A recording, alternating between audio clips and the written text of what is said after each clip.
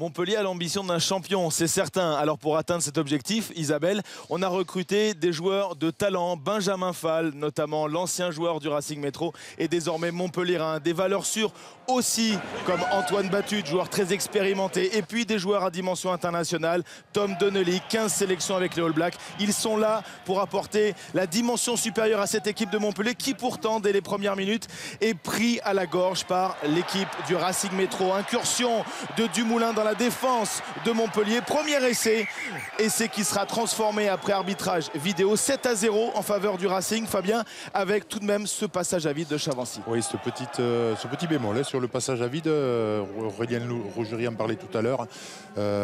C'est arbitré différemment selon les arbitres. Mais bon, voilà, là l'arbitre, monsieur Atala, a décidé d'accorder cet essai.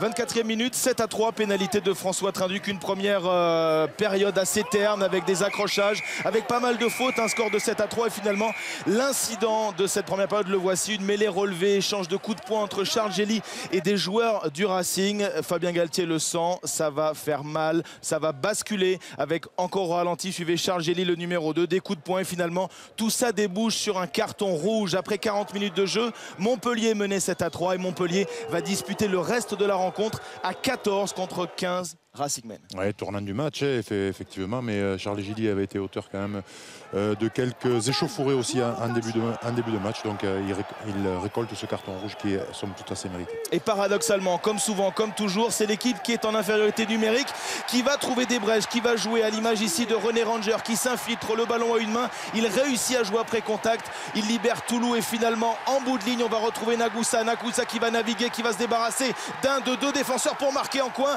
Y a-t-il essai sur cette action de Nagoussa? On va le revoir clairement. Montpellier s'est réveillé. Montpellier s'est réveillé sous l'impulsion de Ranger qui a fait une action énorme en éliminant 4-5 défenseurs sur cette action, en délivrant cette petite passe par-dessous. Et on va voir que Nagoussa, non, il met le pied sur la ligne et malheureusement cet essai n'est pas validé.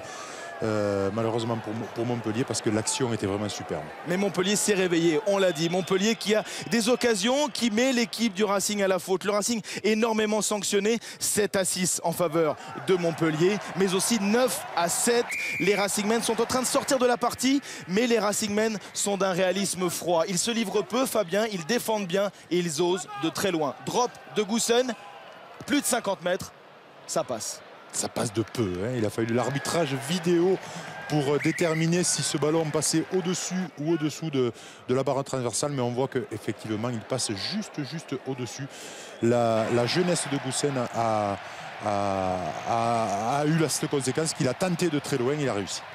13-9 ensuite en faveur de l'équipe du Racing. Mais voilà, sur chacune de ces interventions, Nagoussa est tranchant. On l'a vu, un essai refusé. Et finalement, sur cette incursion, Deberson la passe après contact pour libérer Nagoussa. Et pour la première fois depuis bien longtemps, c'est Montpellier qui mène 16-13. Fabien Galtier le sent à 14. Ces hommes sont en train de créer un véritable exploit. Mais voilà, cette fin de match va être marquée par des fautes, notamment celle de Ranger pris dans le ruck qui ne peut sortir. Nouvelle pénalité que va tenter Sexton, auteur d'un quasi sans faute, auteur d'un sans faute ce soir. Il ramène les deux équipes à égalité, 16 partout. Montpellier, depuis l'arrivée de Galtier en 2010-2011, n'a jamais gagné le match de la première journée, aussi bien à domicile qu'à l'extérieur. Sur cette mêlée, ils sont pris et ils vont le payer cher. Ouais, ça conclut en fait cette domination du Racing en conquête à 7 en mêlée.